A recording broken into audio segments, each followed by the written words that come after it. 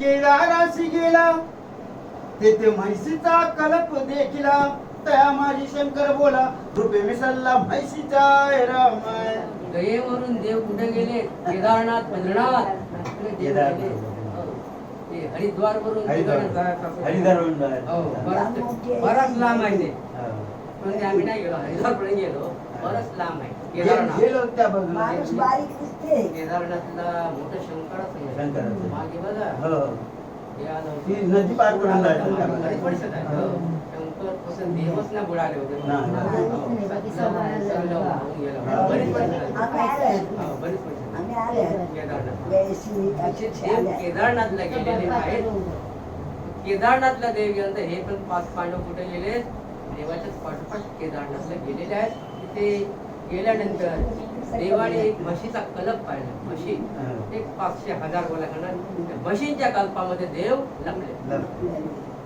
आता धर्म येईल येते बोल कोणी घेईल श्री शिवाते म्हणून योग्य या कल्पांते भीमे उभा केला असे रामाय. प्रत्यक्ष सर्व हे धर्मराजाला बघतो. धर्मराजाला सर्व दिसतोय.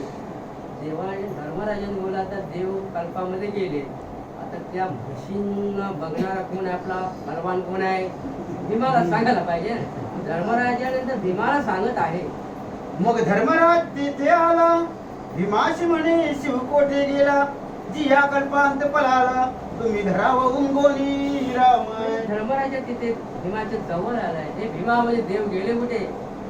दादा म्हणजे धर्मराजा देव या म्हशींच्या कल्पात गेलेले आहेत. आता बघा तुम्हीच बघा काय करायचं. धर्मराजा भीमाला सांगत आहे. धर्म म्हणे सदैवासी ही अंत ओळखे शंकराशी येरू म्हणे देव तो जाणत्याशी लोचन तिसरासे रामाय. धर्मराजांनी पाचवा त्यांचा बाहू सहदेव त्याला ज्योतिषाचा माहित होता. पंचांगाचं पाहायचं. धर्मराज हे सहदेवा म्हणजे पंचांग काढ बघ त्याच्यामध्ये देव कुठे गेलेले आहेत ते त्याने पंचांगामध्ये पाहिला. सहदेवाने बाबा रे ज्या म्हशीला तिसरा लोचन म्हणजे तिसरा डोल्याची म्हैस असेल तोच म्हणजे काशी विश्वनाथ, तोच म्हणजे महादेव, शिव भोळा शंकर, तो देव असला पाहिजे असं त्या सहदेवाने पंचांगात ज्योतिषी सांगितलेलं आहे. ऐकून या वचन देवी केली एक विंधान सर्व म्हशींची मुखे तक्षण भूमीमध्ये रोविली रामाय. भगवंतानी त्या देवानी भोळा शंकराने त्या विश्वनाथ आणि त्या महादेवाने काय केला? त्या म्हशींची जी तोंड होती ना ती चिकण्यात करून दिली. शेपटीवर म्हणजे बघायला येते ना 3 ते 2 डोळ्याचे म्हशी आहेत त्या. म्हणून देवाने तिथे विधान केलेलं आहे. ते तयांचे पाहुणी चरित्र मग काय करी वायू कुमार उच्ची धरुनिया सत्वर बलात्कारे ओढुनिया रामाय. भगवंताचं चरित्र आहे, देवाचं चरित्र आहे. देवाला सर्व करता येते. वायू पुत्र म्हणजे कोण? भीमसेन. बलवान कोण? तोच आहे ना. भीमाने काय करायचं? एक एक हत्तीची म्हशीची शेपटी धरायची वेचायची आणि बघायचे. ज्योतिषी सांगितले ना सहदेवाने 2 डोळे आहेत की 3 डोळे आहेत त्याच्या म्हशी सर्व बघायच्या.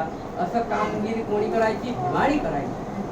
मग तयांच्या मस्तकावरी तृतीय नेत्रार्थ विलोकन करी चौथ्या समस्त 2 नेत्री ऐसा दये देखील रामाय. कितीतरी 500 हजारो म्हशीची तोंड बघितली कोणी. भीमाने शेपटी खेचायची हे करायचं. बघायला 2 डोळ्याच म्हशी. ज्योतिषाने सांगितलंय ज्या म्हशीला 3 डोळे ते गेली कुठं म्हैस? पण पकडा असेल ना शेवटी एक म्हैस राहते. शेवटी एक राहिली म्हैसी तोच होता देव काशीवासी भीमे धरिता पुच्ची तयासी सो मानसी विचारित असे हे रामाय. एक म्हैस शिल्लक राहिली तो प्रत्यक्ष भगवंत होते. काशी विश्वनाथ, भोळा शंकर, महादेव म्हणतात. ते होते, देव होते. आता देवाने पण विचार केलाय हा तर पृथ्वीचा दुसरा मुलगा म्हणजे भीम आणि ताकद भरपूर आहे. आता आपण यांच्यामध्ये सापडलेलो आहोत. आता देव पण पुढे काय करत आहे?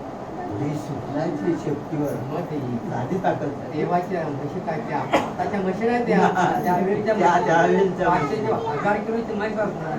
त्याला ताकद पण त्या शेवटी भीमाला की हा कुंतीचा द्वितीय सूत याचे बल असे अद्भुत आम्ही याशी सापडलो औचित आता आम्हाला सोडी हाय रामायण. प्रत्यक्ष भगवंत देव महादेव विश्वनाथ म्हणत आहेत बाबा रे, हा कुंतीचा द्वितीय म्हणजे दुसरा मुलगा वायुपुत्र त्याला म्हणतात भीम आहे.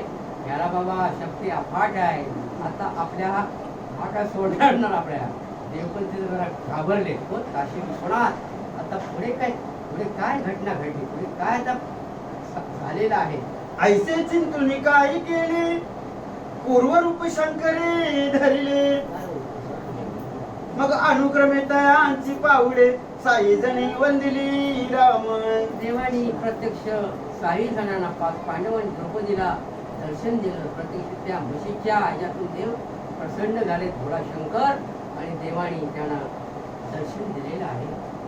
मग सांगितली की स्ववृत्तांत आम्हाशी पापे झाली बहुत म्हणून आम्ही तीर्थाप्रत साई जणी चालिलो रामायण. 5 पांडव बोलतात की देवा तुला आम्हाला दर्शन दिलं परंतु आमच्या हातून पाप घडलेले आहेत. त्या पापांचं काय? पण देवाला सांगतात की देवा पाप आहेत ते पाप निघून गेली म्हणे. तव तीर्थामार्गी ताले घेते बहु उपद्रवी दिले आमुचे म्हणून ते आमुचे हाते पातके बहुत झाली रामायण. धर्मराजा प्रत्यक्ष भगवंत त्या भोळा शंकराला म्हणत आहे की देवा म्हणजे आमच्या हातून पाप ते भरपूर झालेले आहेत आणि तीर्थाला जाता वेळी तो तालकेत आला राक्षस त्याने पण बरंच म्हणजे हे केलं. भीमाने 3 अक्षुणी सैन्य पण मारले. ती पण पाप घडलीत म्हणे. आता देवा तूच त्यातून काय तर मार्ग काढ म्हणे. असं धर्मराजा वगैरे सगळे 5 पांडव देवाजवळ सांगत आहेत. जवळजवळ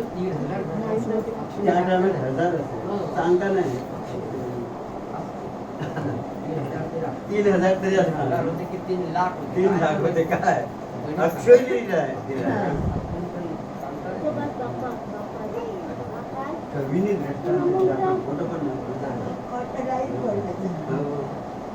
आता दर्शन तुमचे झाले म्हणून पवित्र पाहिजे केले तव देवे तया आश्वासिले धर्मा झाले ती पुनीत रामायण. देव म्हणतात तुमचं तर दर्शन घडलंय. दर्शन प्रत्यक्ष मी साक्षात तुमच्या समोर उभा आहे. तुमची काय पाप राहणार आहेत? देव सांगतो आणि धर्मराज विचारते की आमची पाप आहेत की देवा नाही. तुम्ही म्हणते पुनीत झालात म्हणजे तुम्ही पुण्यवान झालात म्हणे.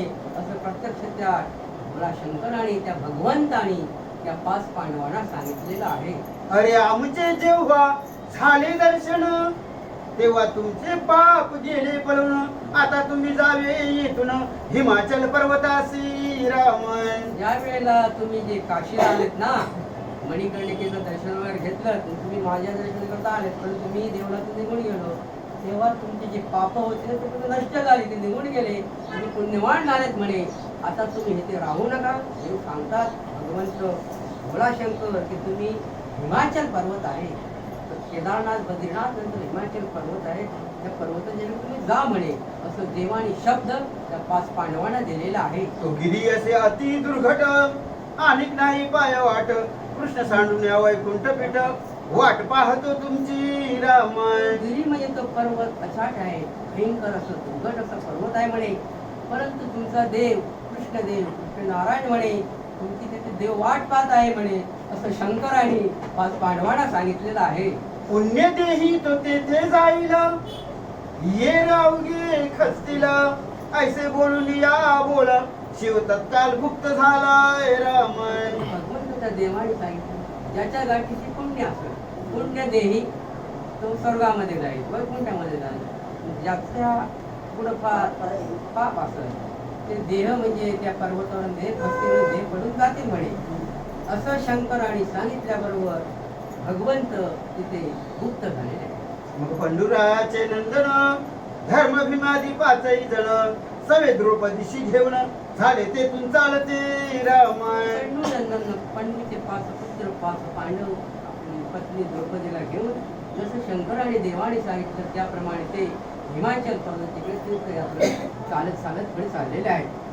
आपल्याला वैष्णव हिमाचल पर्वत